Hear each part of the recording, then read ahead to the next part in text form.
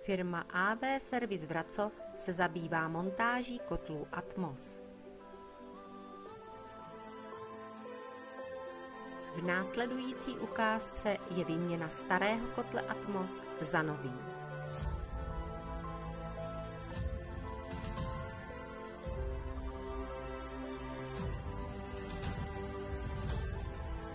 Výměna kotle je provedena pomocí profesionálního nerezového zapojení Atmos F1 Ladomat, včetně čerpadlové skupiny pro řízení teploty vody v topném okruhu.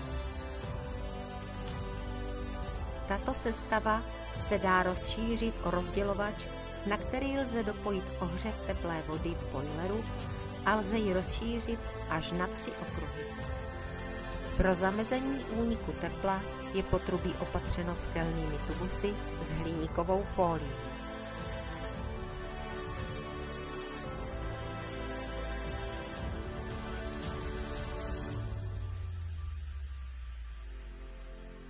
V další ukázce je opět použito zapojení Atmos F1 Ladomat, ale z důvodu nízkých stropů v místnosti je použita odbočovací sada.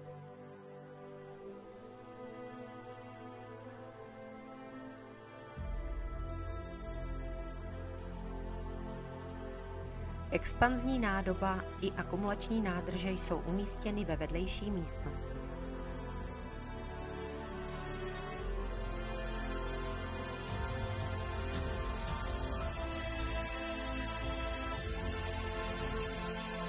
Na potrubí topného systému je opět použita izolace k zamezení úniku tepla.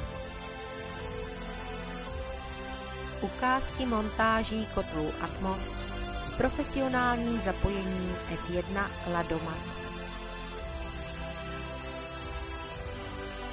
Ke kotlům Atmos je vhodná ekvitermní regulace.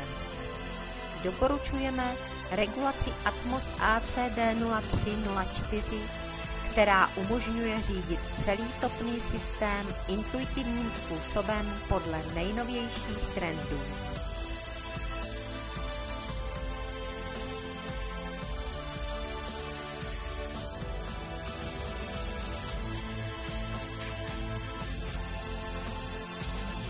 Kotle Atmos jsou kvalitní kotle české výroby. Při doporučeném zapojení mají životnost přes 20 let.